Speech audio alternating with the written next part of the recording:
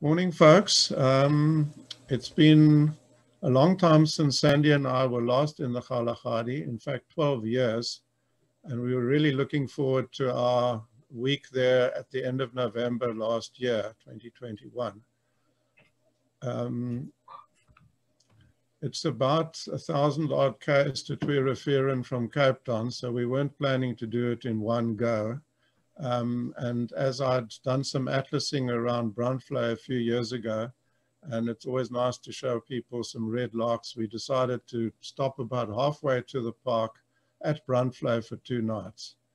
Our route up was Cape Town, Van Rensdorp, cross through Nieuwoudtville to Calvinia, and then north Brandvlei for the stopover, and then on to the park. When we stopped at Calvinia for fuel, it started to rain, and eventually it got darker and darker and wetter. And in an area where you really don't expect rain, it was absolutely pouring down, so much so that we had to stop a couple of times just to be able to sort of assess where we were and make sure we could still see the road.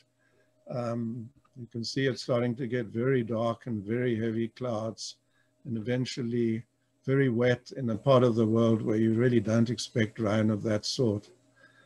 Unfortunately, when we got to Brandvlei, the rain hadn't followed us all the way there, and Brandvlei itself was still very, very dry. We stayed at the Halfpad guest house, Halfpad because it's halfway to the Kgalagadi Park, and our host, Marius de Preer, is quite a keen viewer in the park and takes people there on camping trips to the outlying areas. So he's very familiar with the park, hence the name Halfpad. It was a very nice accommodation and very useful place to spend a bit of time to catch up with some of the birds in the area. In his backyard, he had a seed feeder, and we, relaxing under the acacia trees, tried to see what we could find, and we ended up with 3 species of sparrows, Cape, which we expected, grey-headed, and house sparrow. The house sparrow seems to have moved in just about everywhere, but the grey-headed was somewhat unexpected. Bottom right picture on the right-hand side, and promptly on my atlas card I got an out-of-range form for the grey-headed sparrow, which fortunately was accepted. Also in the garden was familiar chat, and then a bird which we really hadn't expected in that part of the world. In the acacias was a female African paradise flycatcher. When we mentioned this to Marius, he immediately dashed inside for his camera. And I see that since then he's put a picture of the flycatcher on his website.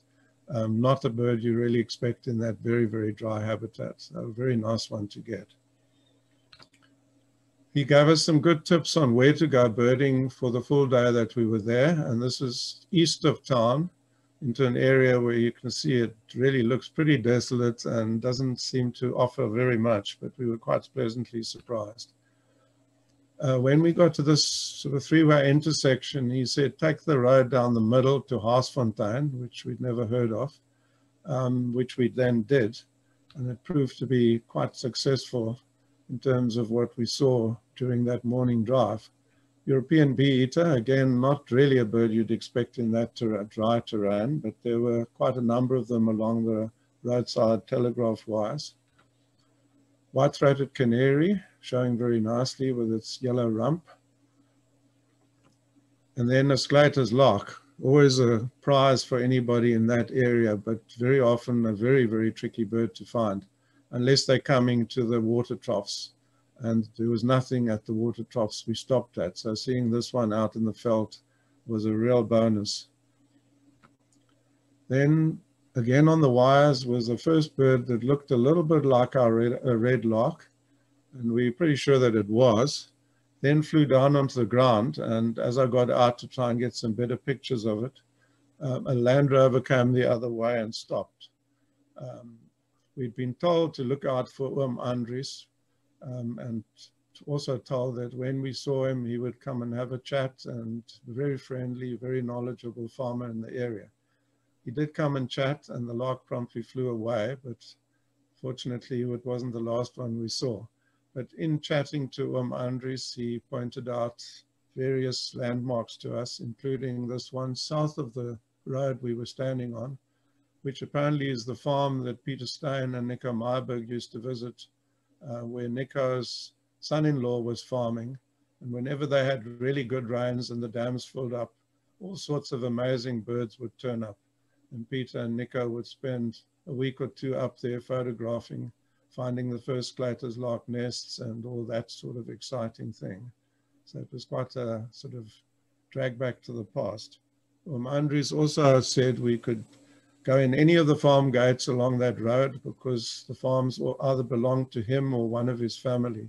Unfortunately, as we only had a day there, we didn't really have time to do that. A very generous offer though. On the way back into town, around lunchtime where it was getting pretty warm, this Karoo long-billed lark is attempting to hide away fairly successfully. And then back for lunch and then out again on another road that Marius had told us about, just north of Brandfly. You head off left down the Granat Boskalk road, where he said there was a very good stakeout for red lark. Again, the terrain doesn't look like much, but sure enough, they soon turned up. Very nice pair, very obliging, and this is one of Sandy's pictures which shows the bird really well. Also along the road was a lovely male Namakwa sandgrouse, always a nice bird to find. Sort of celebrating our very productive day's birding, we stopped for dinner at the Windpomp restaurant, which anyone who's been through Brandfly will probably know, right next to the garage. Interesting decor inside, all the caps lined up, and a very nice meal as well.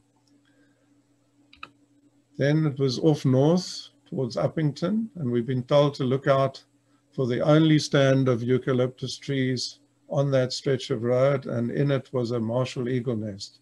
And sure enough, the nest was there, and there was a fairly well-grown chick sitting sort of fairly low down in the nest, but quite visible and nice to see them in that quite hostile terrain. North of Kennard, we started getting the first sociable weaver nests. Sadly, no trees for them to use, so they were using the telegraph poles. And you can see looking down the line, pretty much every pole for about 1 kilometer or more had a nest on it. Some of them had rather outgrown the pole and were hanging very precariously from the wires, possibly not the best for the electricity grid in the area. North of Uppington, you pass through the area where there's these large flat open salt pans. A couple of them had a bit of water, and we were quite hopeful when we saw a group of birds standing there, but unfortunately they turned out to be Egyptian geese. So there wasn't too much activity on that stretch of road. Eventually the odd tree did turn up. This is not much left of it, but again, wherever there's a tree, the sociable weavers make use of it. We were also told that the last pleasant little town just before the park was Ashkam, and we stopped there for lunch at a very nice restaurant and managed to fill up with fuel just across the road. So a good spot to have lunch, stock up with some very nice pies for the next couple of nights in the park, and fill up. Then also now there were a few more trees around, and a group of white-backed vultures made an appearance, and it appeared that they were actually breeding or nesting in some of those trees as well. The grass was now also getting longer, and in it, rather well hidden, was this red-crested Koran female. If you look at the bill, you'll see it's a dark bill, which distinguishes the red-crested from the northern black Koran, which we saw in the park a number of times. That has a sort of yellowy orange bill, so that's a fairly easy way to tell them apart. At last, the entrance into the park, and once you've been through the quite impressive reception area, you keep left. To the right, you go into Botswana. Left, you stay in South Africa and end up at Twereferen Camp. And that was our chalet down on the bottom on the left-hand side. As soon as we'd unpacked, we started walking around the camp looking to see what was there. And sure enough, birds soon turned up.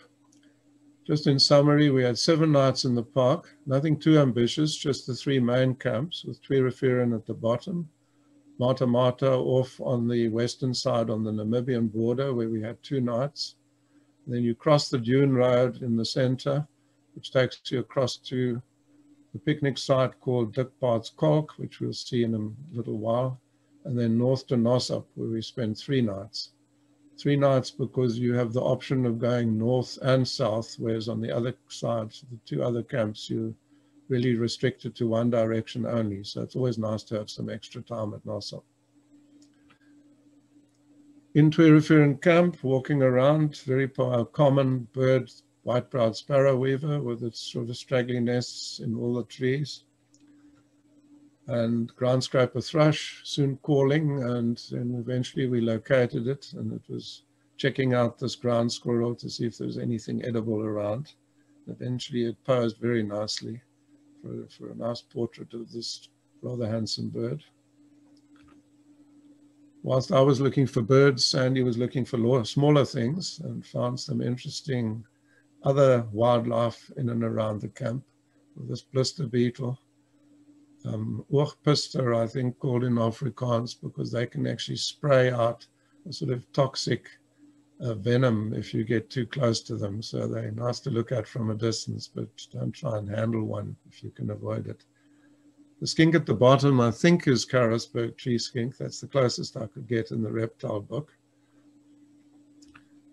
And looking at from the bird's perspective, this brew small shrike was a very nice one to find. They're relatively widespread, but nowhere particularly common, and nice to see one in one of the trees in the camp. And of course, crimson-breasted shrike, the iconic bird for that part of the world. They can be quite shy, but on this trip, we saw a number of them posing really well. And they always are a delight to see with that very vibrant red chest. On our first drive out in the afternoon, we soon came across a juvenile Vero's eagle owl right next to the road, showing quite nicely. Unfortunately, either Ma or Pa was also in the same tree, but keeping a safe distance and well camouflaged, so we couldn't get a good view and picture of that one, but it was nice to see the youngster. Signs of some early rain in the park with water on the roadside and a gemsbok, which usually can go without water for quite long periods, but when it's around, it's very happy to make use of it. By in the grass, our first secretary bird, also in the company of a gemsbok, which then another one a little bit later on had a rather unusual companion, a black-backed jackal, which was following it around. A couple of gemsbok sort of meeting up in the morning and trying to work out who's the boss.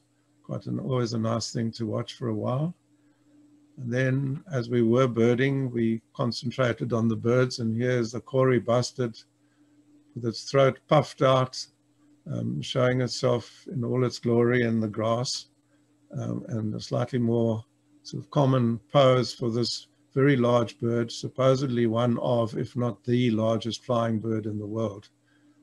We saw quite a few of these, always a very impressive thing to see. As we headed north, smaller birds sort of drew our attention, and amongst these very lethal looking acacia thorns was this Sabota lark, which is the Bradfield subspecies with a very large bill. It's obviously been down at ground level looking for food. You can see a lot of sort of mud stuck to its bill, indicating that where it was probing was quite a sort of damp area. Also, our smallest bird of prey, and one that we always look for in the Kgalagadi, is the pygmy falcon. Again, sitting what looks like rather precariously between some quite dangerous looking acacias. By now there were quite large trees around, so the sociable weaver nests were also more prolific and much bigger. And here's a couple of birds near one of the nest chambers looking out. And you'll see that this is part of the nest, which has almost another equally large, if not larger, portion down on the right-hand side. not only a good spot for the sociable weavers to use, but also a good lookout point and potentially also a nesting spot for a pale chanting goshawk. You'll see an adult sitting right on top of the nest, sort of surveying the countryside. Pale chantings were quite common, and the adults are always nice and easy to see and were quite confiding, with one perched right next to the road. And with a bit of zooming in, one could get a really nice portrait of this very handsome raptor. Also around Mariko flycatcher, the sort of prominent flycatcher of that dry area with a very white front, and its slightly larger cousin, the chat flycatcher. Basic sort of pale brown bird without too much going for it in terms of identification features, but just a little bit bigger than your average flycatcher. So generally it's their size and the general brown coloration gives it away. And here, southern fiscal, the same species as we have down here, but the race that you find up in the dry northwest with a very white eyebrow, which is called subcoronatus. There are several tortoises crossing the road, again showing that the area was quite damp and probably water around for them to go and have a drink during the day. This is quite a nice large leopard tortoise, of which we saw several. And then up the Alp River, which is the western route up to Mata Mata, there's a picnic site up on the side of the river bank, which is always a nice spot to stop for a coffee break and a bit of shade and just to stretch one's legs. And you can see quite nicely laid out, dry spots, shade, and both for us and for whatever birds are up there that sort of pop in to see who's had what for breakfast and see whether there are any leftovers.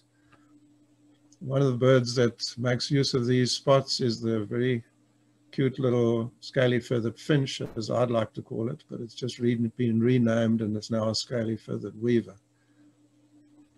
And they like the shade, and here's Sandy taking an up-close and personal picture of one which was trying to see what we were having for tea.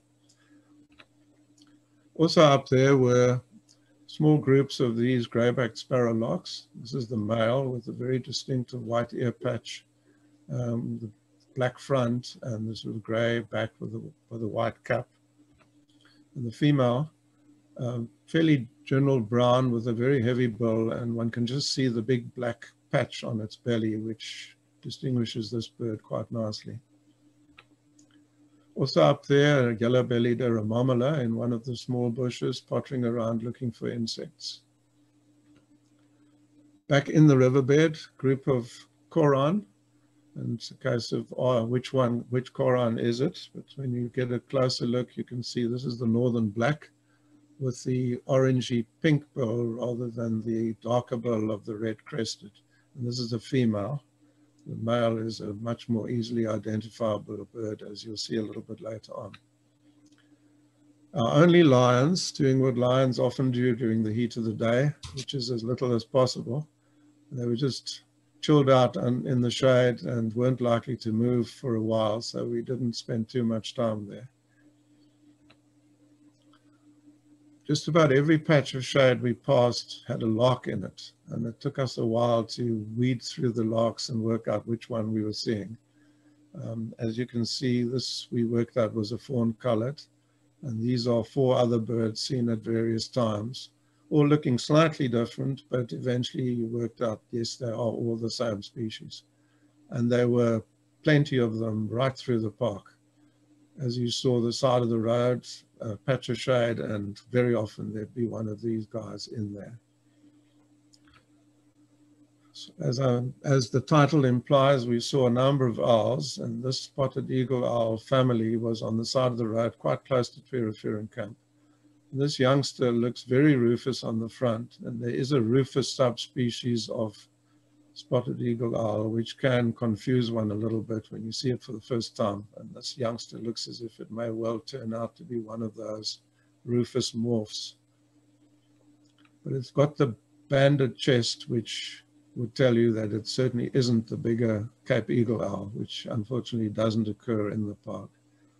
But people often think that they may have seen one when they see these sort of rufous moth with occasionally orange-eyed birds, but they're generally spotted.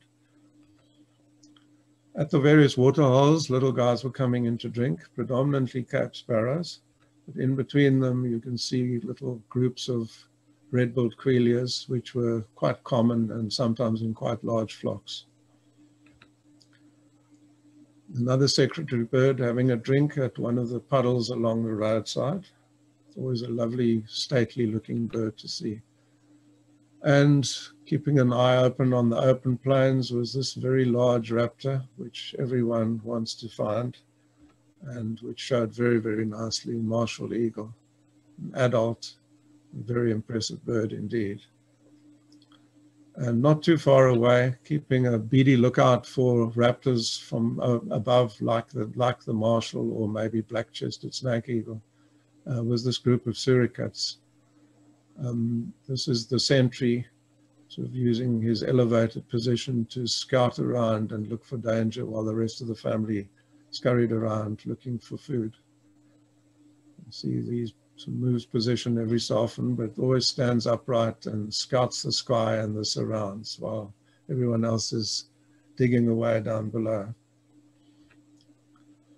Nearby, but probably not a threat to the suricats, but certainly a threat to any smaller mice, rats, etc. that might be around, were black-winged kites. There were a particularly large number of them in the park when we were there, so possibly indicating the really good rainy season they'd had earlier in the year, which had probably brought out a large number of rodents. One of my favorite owls, and one I was really hoping to get some good photographs of. Always pays to stop on the side of the road when there's a car parked and ask them what they're looking at. And they this young couple pointed out this owl, which we probably wouldn't have seen as it was sitting in the shade, slightly off the road. The picnic spot where the dune road connects the Arp riverbed on the western side to the Nosop on the eastern side. And this is on the Mata Mata side, western side. And again, utilizing the campsite were swallow-tailed bee-eaters sitting on perches in the wood looking for insects, and the Cape crow doing its thing around the campsite looking for leftovers. Of course, the park is known for its herd of springbok, and these dainty antelopes were around and looking very handsome as they walked through the tall grass.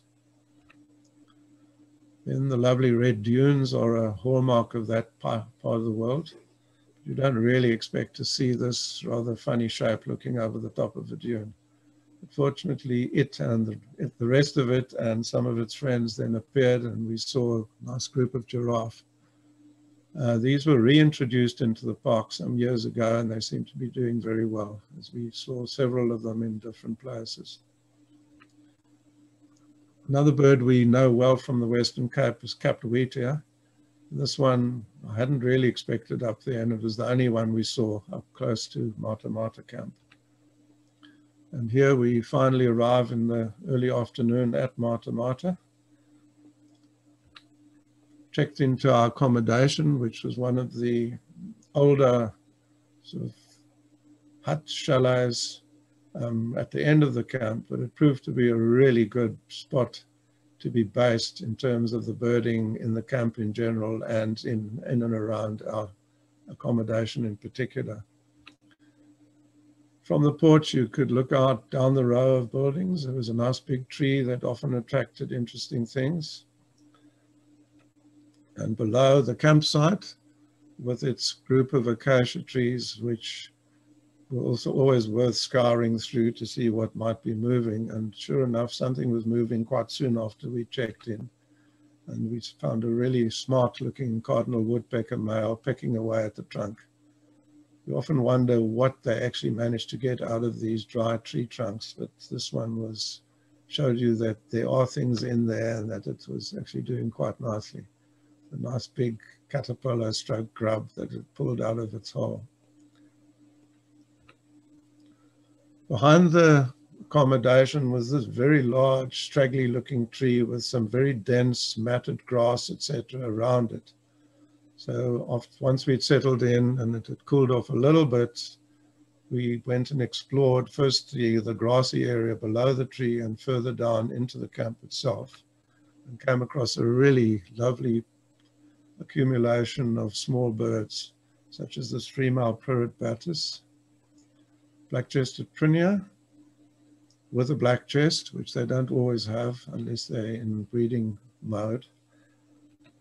The lovely Melba finch, now known as green-winged partelia, still a bit of a mouthful for some people. And the black-faced waxbill, a bird I've seen quite a few times, but never managed to get a really reasonable photograph of. So I was very chuffed when there were a group of these guys looking for seeds down almost at ground level and very close to where we were standing. We then saw that its cousin, the violet-eared waxbill, was also around. This is one of Sandy's pictures of a female, very smart-looking bird, but only until you see the male, which was an unbelievably handsome and colorful bird to see. And they were put on a really good show for us. Back in camp for the evening, and then a comfortable night, and early the next morning I went for a walk just as sun was coming up to see what might be around. This is the hide on the perimeter of the camp, looking down at the waterhole where there wasn't really too much going on. But just to the right of the hide is a new row of very comfortable looking accommodation called riverfront chalets. Not too sure how often there would be a genuine river in front of them, but the chalets look very smart. And next to the first one was this dead tree, and there was a juvenile pearl-spotted owlet perched out in the early morning light, but before the sun had actually got onto it. I immediately went back to our accommodation, called Sandy and said, come and have a look at the pearl-spotted. By the time we got there, the sun had come up. The youngster was sitting there with the remains of its breakfast, warming up in the morning light and looking very smart. Quite close by was either Ma or Pa keeping a beady eye open on 2 youngsters, which were actually there. The one wasn't showing quite as nicely as the other one. We then headed out for our morning drive. They've got a quite sophisticated gate system, which you have to slide open and close when you leave and enter the camps. And headed down the riverbed and soon came across the only kingfisher you're likely to get in that part of the world, the striped, as it doesn't eat fish but is an insect eater. And this one showed rather nicely on the side of the road. Further on, group of owls, spotted eagle owls again. We saw a number of pairs and they all had chicks, and most of them had 3, which is quite a large number for us down here in the Western Cape, where we're quite chuffed if we have a pair of owls with 2 youngsters. So they showed that there'd been a really, really good rodent season and the owls were doing very nicely. Further on, we came across this crimson-breasted shrike, always a nice bird to photograph no matter what. This one seemed to be having breakfast, and after a good look at what it was eating, we discovered it was actually one of those striped field mice. Looking in the field guides and in Roberts, there's no indication that a crimson-breasted shrike would take a prey that size. But there was nothing else around, so we kind of assumed it may well have actually killed the mouse, which would be quite a feat for a bird not much bigger than its prey. Interesting observation to make. Further on, from one extreme to the other, was this family of ostriches walking through the veldt, a lot of youngsters scurrying after Ma. And then, as I mentioned, it always pays to look for a group of cars parked on the side of the road, and sure enough, they were watching this family of cheetahs in the shade, some distance off. Nice to see, but not that easy to spot in their sort of cooler environment. Anyway, they eventually decided they had enough of the shade and decided they'd go off on an amble, and we then discovered that it was a female with 4 quite large youngsters.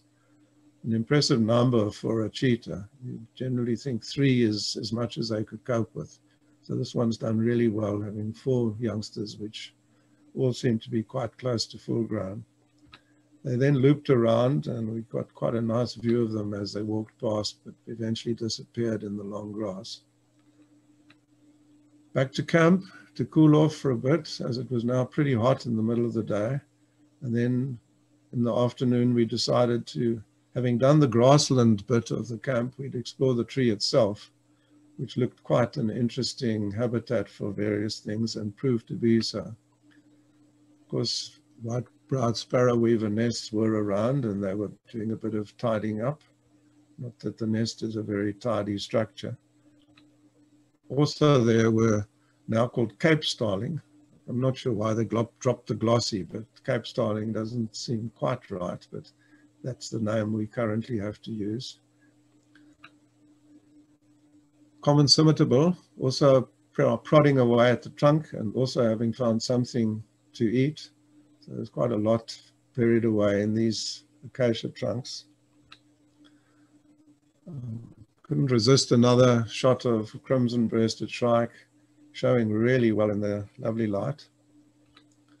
And as it disappeared down a crack, this kind of rufous vent kind of gives the bird away a little bit, but eventually it reappeared, and you could confirm that it was a chestnut-vented warbler, as it's now known, although tit babbler somehow seems a more descriptive name. Also there, a pair of yellow-billed hornbills, a bit larger than the average bird population in the camp, and an acacia-pied barbet. This one was quite agitated, and we then discovered the reason why. It was busy making a nest hole in the trunk of the tree, chopping away, but also having a bit of problem with its near neighbors, because almost right next door to it was this pair of golden-tailed woodpeckers. And as we discovered, they were also nesting in the tree and had a couple of quite sizable holes. This is the male. We weren't quite sure whether they were feeding young or still excavating until the female appeared at the nest hole. And as you'll see in the bottom right, it's ferrying out bits of wood chips. So they were also still nest building and interacting with the barbet, which was possibly a bit too close to them for comfort. Back on the stoop to get a bit of shade, and joining us in the shade was this Cape crow, which seemed to like wandering around the camp looking for whatever it could find. It would literally walk from one tree to the next and dig around the base of the tree or in amongst the bits of trunk to see what food was available. Also, from our view at the top, we could see the campers, and we noticed at one of the tents there was a young couple, which was coming out armed with quite long lenses and heading very resolutely towards a tree nearby to our camp, our accommodation. So I wandered over and said, "What are you looking at?" And they said, "Oh, there's a family of white-faced owls and a scops owl in the tree right close by." So of course I had to go and fetch my camera immediately and check them out. And sure enough, southern white-faced owl showing beautifully. The bird I'd really wanted to see in photographs, so that was great. We then watched the owls for quite a while, and there were 5 of them in the tree. This is obviously the southern white-faced. Here's another one precariously clinging onto a branch, half asleep. A couple of other shots of the rest of the family. And then they'd mentioned a scops owl in the same tree, and sure enough, a meter or two away to the left of these guys was this bird, looking very different. And after taking a couple of pictures and having a look through the book, I discovered that it actually wasn't a scops owl. It was also a white-faced owl. It had the wrong eye color, the wrong coloration on the front, and very definitely was much too large to be a scops. But obviously this is the white-faced in its normal sort of roosting posture during the day, making itself thin with long ear tufts, looking quite different to the rest of the family nearby.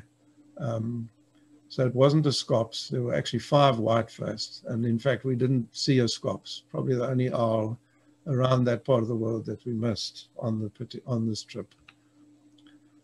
Now it was pretty warm, so the pool was right next to our accommodation. I went in for a dip. Sandy didn't have a dip, but she did bring her camera, fortunately, because also having a dip was this black-throated canary, perched on the edge of the pool, and then it hopped in a couple of times to cool off. A nice little bird to see, and in a rather unfamiliar sort of habitat. Also exploring our accommodation was the male golden-tailed woodpecker, probably looking to see if we'd had a braai, which unfortunately for it we hadn't. And then late afternoon, various things started moving around the camp, looking for what the campers were doing and what was about for them. And here's a suricate and a ground squirrel peering in. The suricate seemed to reappear, so we eventually walked around the back of our accommodation to see where it was going and discovered there was actually a group of them in the camp itself. Here's the male doing his scouting thing, looking for any danger above or below, and using one of the camp poles to give himself a bit of elevation. A very nice way to get some close-up portraits of this always cute animal to see. Also moving through the camp in the evening was a yellow mongoose.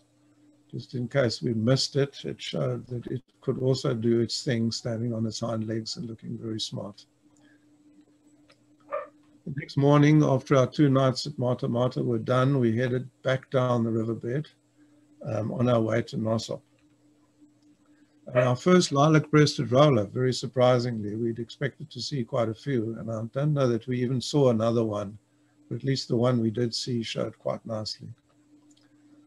Pale-chanting goshawk juvenile, but confusing if you're not aware of the difference in coloration between the adult and the juvenile. Very different looking bird to the more commonly seen adults. And a very smart small raptor that I was hoping we'd get a good view of was the Redneck Falcon, which showed really well. Again, car parked on the side of the road, pulled up, stopped, what have you seen? And sure enough, they pointed out another owl, which again we would have missed. The western barn owl in the middle of the morning, roosting in a tree sort of 20, 30 meters away. And unless you were at the right angle, you just really wouldn't see it at all. When people stop to look at birds, the birds often stop to look at the people and see whether they might have something for them. And here's a group of Cape crows looking in on one of the cars. It's on one of the picnic spots, doing a bit of birding and having a coffee break. We're now on the dune road, cutting across from the Arb riverbed to the Nosop riverbed. And here's an adult pale chanting just showing us the way. And again, large trees around, so sociable weavers make use of the opportunity. And as mentioned before, a male northern black coron, showing the very distinctive coloration, which makes it much easier to identify than the females. Greater kestrel, also seen on the dune road, looking for prey.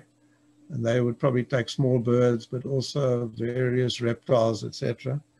And I guess these groundogamas would be on their menu, and possibly the one on the bottom left had a close escape from something similar because it's lost a large portion of its tail. We were very surprised at the good condition of most of the roads in the park, and we saw a grader several times. This was the one on the dune road, quite a simple sort of sledge, which it's got a whole lot of tires underneath it, and it literally flattens out all the bumps. But it does a really good job, and the roads were surprisingly drivable. Now into the Nosop riverbed, just coming off the end of the dune road. And just to our left is another picnic site, which is always worth a break after you've done your 50-odd kilometers over the dunes.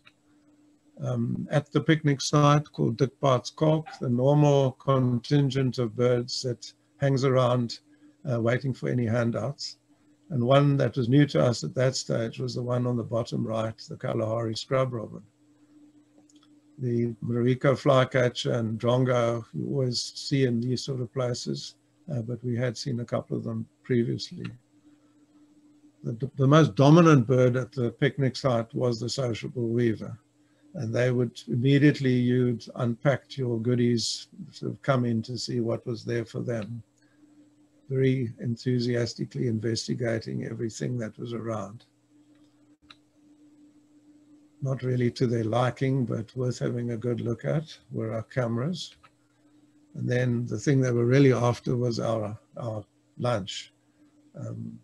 Probably Provitas wasn't quite up their street, but you had to guard things quite carefully. Turn your back and something would rapidly disappear off your plate. Having finished our stopover, we headed up the Nosop riverbed towards Nosop Camp. And here's our first black-chested snake eagle, juvenile. Also a raptor in juvenile form, which can cause a bit of confusion until you've seen them a couple of times. But the adult seen flying overhead soon afterwards is a very dead giveaway with its very white underside and dark front.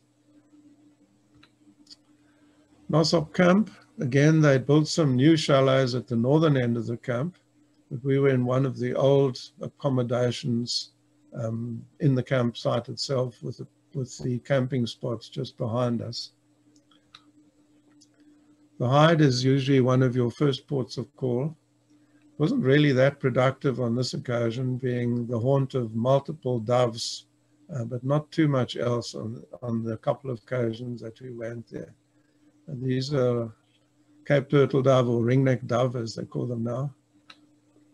But there was some commotion nearby, and we had a good look to see what was happening, and then discovered that there was a couple of Cape starlings, a couple of drongos, and the bird on the right, which turned out to be a Birchall starling, just a single bird. But we think it was raiding one of the Cape starling nests in the tree trunk, causing huge consternation amongst the smaller starlings, which were trying to chase it off without much success. Then the evening dawned and the campers got ready to settle down for the evening. And early the next morning, we headed north, and the two northern waterholes from Nosop, Kubiki, Kwap, and Kwang are probably well known to people who've been to the Kgalagadi before. They are very popular stopping off places for various reasons and at different times of the day. Heading north, you could see that there'd been some good rains and lots of long grass still around, making the desert look very attractive. Lots of acacias looking lush and green. And at Kubiki Kwap, various photographers were already in situ, but we managed to get quite a nice spot to watch the waterhole. And early on, a lot of small birds coming in to drink. A mixture of sparrows, scaly-feathered weavers, red-billed quailias, violet-eared waxbills at the top, and then these greyback sparrowlarks at the bottom. But soon the first blackback jackal arrived, straight for the pipe to get at the freshest water there. And after a while, a couple more joined it. And eventually we had three jackals, which then decided that the gap between our vehicle and the next one was a good spot to sit out in the shade and see what the waterhole was going to bring them over the course of the morning. Soon the first sandgrass arrived, just a couple of pairs of namaquas, male on the left, female on the right. They stopped off for a little while, didn't cause much consternation, and then headed off. And eventually we'd see large numbers of birds flying in quite big flocks. And these were Birchall sandgrass. And they were really the largest numbers of Birchalls we'd ever seen. But they were very skittish when they came into the waterhole. They'd literally fly in, sort of dip, drink in a fraction of a second and take off again. And we sort of soon found out why, because immediately the jackals from our left went hurtling off at the waterhole to see what they could nab. And unfortunately, every so often, one of the sandgrass wasn't quite quick enough to escape, and this guy's got his breakfast for the day.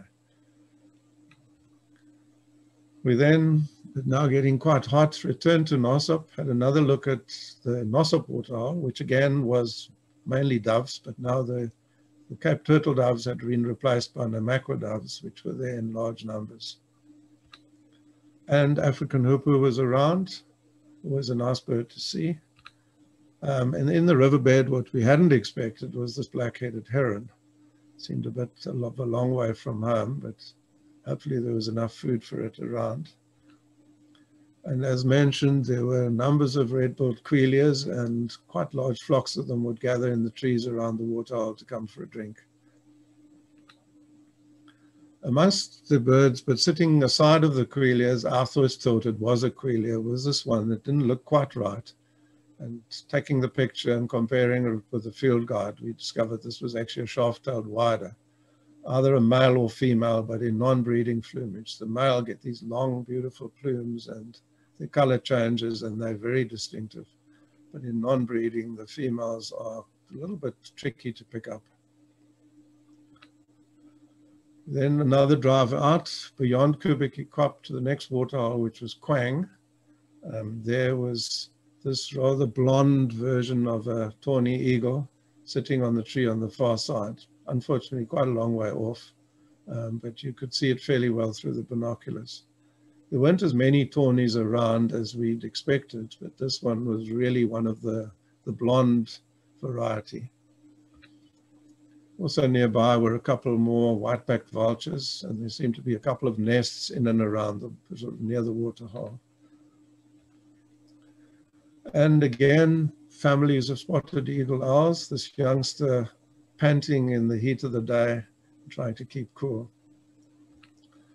Back to the camp for the late afternoon, and as the sun was sort of heading down, you've got some beautiful sort of skies and generally nice silhouettes, and a lovely sunset over the camp just as it was going down. Next morning early, we headed north again. This time we bypassed Kgalagadi Transfrontier mainly because all the photographers were on site and there actually wasn't a space available for an extra vehicle. So we continued on and soon had our one and only Battiat fox, but it showed really nicely in the morning light. A lovely little mammal to see. And at the waterholes, you got a couple of these cross-country vehicles driving around. Some of them looked quite sort of over the top, and this one particularly was certainly worth taking a picture of. At Quang Waterhole, it was also very busy in the early morning, but there were no jackals. So a group of wildebeest came in. They were gallivanting around, enjoying the water, and the virtual sandgrouse could come in and join them and actually sit and relax and have a good sip without any danger to them. They weren't worried about the wildebeest at all. We then drove on north a bit, but it was getting pretty hot, pretty dry. And at this point, we were now about 60 km north of camp. So we decided that was as far as we needed to go, and we returned and headed back south again. Back at Quang, some of the secretary birds had arrived for their midday chill and drink. They didn't seem to get on too well. So there were 3 birds, and two of them, who were probably a pair, decided they'd chase the other one off, which they duly did. And one of them then perched very nicely on the edge of the water for a really good photograph. But what intrigued us was the bird you could see on the right, slightly out of focus and looking very much like a wader, rather unexpected in this part of the world. Eventually got a better view of it, and it turned out to be a ruff. Sure enough, out of range form duly arrived after I sent in my atlas card, but it was passed, fortunately, probably with the help of the photograph. We then decided to stop at Kgalagadi Transfrontier at about lunchtime, probably about midday, in fact. Folks we'd seen in the camp the day before said they'd seen a couple of bateleurs come in at lunchtime, and at that stage we hadn't really seen a bateleur at all, which was very surprising for the Kgalagadi. So we thought a good time for a coffee break. There's some nice trees we could park off on the northern side in the shade and just sit and wait and see what came in. This was the first raptor to come through. I managed one photograph of it before it disappeared behind us and out of sight. I bounced the picture off a couple of the local raptor experts, and they said it was a European honey buzzard and a juvenile. At the moment, my out-of-range form has been completed, but I haven't actually had a reply back as a yes or no. But I'm claiming it at present, although it was a very odd habitat for a honey buzzard. A little while later, first sort of white, dark blob in the sky appeared, and down came the first of our hoped-for battlers. Again, it made straight for the pipe to get at the spot for the fresh water, and it literally hogged the pipe for the next 2 hours, taking a drink every so often and making sure that no one else got too close. The next one in had to go and drink somewhere else. The pipe was not available, so it really had to sort of get down low and have a good sip of water. White-backed vulture appeared as well, but didn't stay for too long. And eventually, more and more little blobs appeared, and the small blobs got large very quickly. And one by one, more and more battlers appeared. This is a juvenile coming in and joining some of its adult mates at the waterhole. And eventually, we had a total of 7 battlers, 5 adults and 2 youngsters. The bird second from the right is doing a bit of posing, which they normally did just before you saw another dot in the sky and another bird appeared. Obviously, either to say, yes, I'm here, mate, or yes, I'm here, but don't come too close if it wasn't one of a pair. This was really exciting to see and made for lots of interesting photographic opportunities, as they really sort of puffed themselves up and showed beautifully.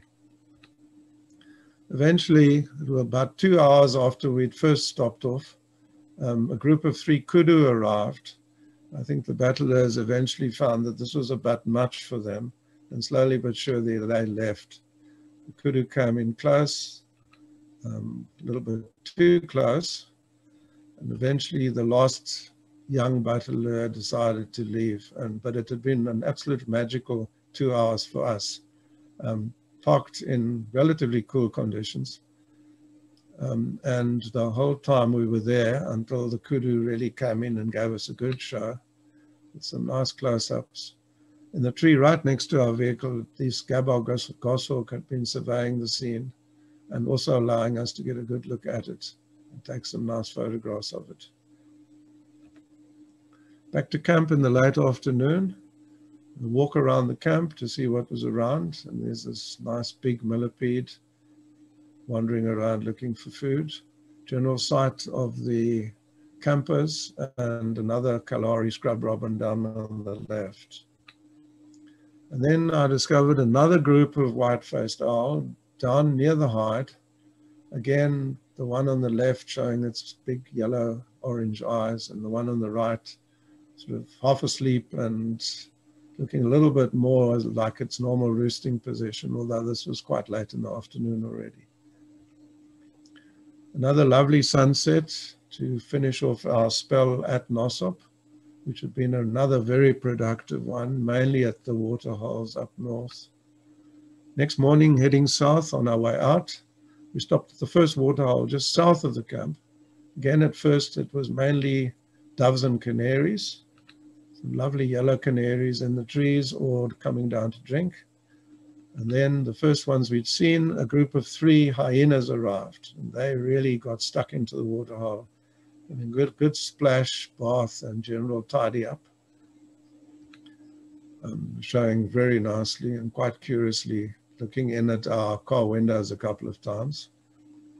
Eventually they headed off down the road to wherever they were headed, after what looked like they'd had a good night out with some good pickings, and we continued south. Now, the one road that the grader obviously hadn't been over was Mari's Loop. On the way up, we'd done it and swore we wouldn't do it again. But on the way down, we thought, well, we'll have one more go. And it really shook us to bits and really wasn't that productive, but it can be one of the better roads in the park on occasion. Down to the picnic site at Melkvlei, where it was another good spot to stop and catch a bit of shade and have a cup of coffee. Some sparrow weaver nests.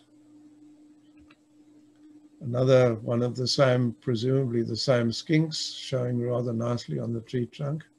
And surprisingly, our first red-eyed bulbul of the trip at the picnic site, and coming in to see what we were up to and showing really well. Very handsome bird, and surprising that we only saw the one bird in the entire 8 days. Heading south through the dunes, last look at a general typical Kgalagadi scene. Nice patch of water with a gemsbok taking advantage, and another patch of water with another wader. A couple of red-headed finches around, which one would expect there, but this wader really wasn't expected. Closer look, and we discovered it was a wood sandpiper. Again, I put in an atlas card, and again, I got an out of range form, and fortunately, again, possibly with the help of the photograph, it was accepted. Then again, we hadn't seen many red hartebeest, and here's one that was having a bit of a chat with what probably was a Mariko flycatcher, taking advantage of a bit of shade. And we'd stopped to look at some birds when a car pulled up and said, "Did you see the cheetahs?" And we said no. And they then gave us very precise instructions. Go back exactly, I think it was about 8 kilometers, and look on your left, and you'll see some trees, and under the trees are some cheetahs. As the instructions were that specific, we decided we would go back, and if the cheetah hadn't decided to move position, we would not have found it. But when they did, we saw there were actually 3 cheetah there, which moved from one patch of shade to another. And it was a really nice way to more or less finish off our spell in the park with a lovely sighting. And here we ducked down at Tuirafiran and on our way out. We couldn't get another night in the park, but having had the long drive from Nosop, we didn't want to have to drive too much further. So we stayed at the Kgalagadi Lodge, about 5 km south of Tuirafiran, which is a really lovely place to stop off. Up on the dunes, you're looking out into where that little cart is galloping along with its donkeys. You're actually looking into Botswana because you're right on the Botswana border. Lovely sunrise the next morning. And I think the camp guard doing the patrol, not what you would expect, but I think this is a rhea which used to pace up and down along the front of the chalets.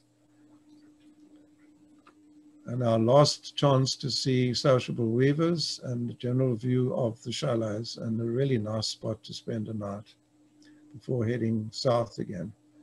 On the way out, another little group of black-throated canaries showing really well, showing their little yellow rump, little streaked head, and really nice birds to get as a sort of final farewell to the Kgalagadi. Heading south, we almost ran over the first of these, but then stopped for the second and third, and from the book, eventually, with the help of the pictures, worked out that these were serrated tortoises, which I think is a close relative to the group of tent tortoises. That was the one, and this is another. Then again, the big salt pans that you drive south heading towards Uppington. Then through Uppington, down through Kennard, and south of Kennard, we stopped on the side of the road because there were some interesting plants around, and here was this hoodia flowering rather nicely just to the side of the roadside. Shortly afterwards, a lovely martial eagle on the roadside pole, and looking out again for the martial eagle nest we'd spotted on the way up. Sure enough, we saw it again on the way down, and here was one of the adults with a youngster, which was now probably pretty close to fledging. Possibly the bird on the pole on the previous picture was the other one of the pair, although it was actually about 15 to 20 km north of where this nest was. Our last night on the way home, we spent in Calvinia at the Blow-Narty guest house, which was very nice and comfortable and has its own in-house restaurant. Very handy on a Sunday evening when getting a meal in Calvinia isn't the easiest thing to do. The next morning, having never been there before, we decided to do a bit of a drive around Akkerendam Nature Reserve, up on the hill above the town. And it actually proved to be a very, very nice spot. Lovely scenery, some nice vegetation, some nice birds we hadn't seen on the trip to date, such as this grey-backed cisticola, and a couple of pale-winged starlings showing really well. And just to show we were back south, another southern fiscal, but this time without the white eyebrow, denoting that it's southern fiscal down south rather than up north in the drier areas. Then our last stop pretty much on the way home was this quite incredible Kookaburra Forest just north of Nieuwoudtville on the Louriesfontein Road. Sandy'd never been there before, so we thought it was a really good detour, and it really is an impressive thing to see. A couple of shots of large numbers scattered around. And if you looked closely in and amongst them, there were actually a couple of other little things flowering. And even the odd thing alive, rather interesting beetle on the top right, scurrying around in this very, very dry habitat. And on our way out, one last shot of terrain around about Nieuwoudtville. And that's it, folks. Thanks very much.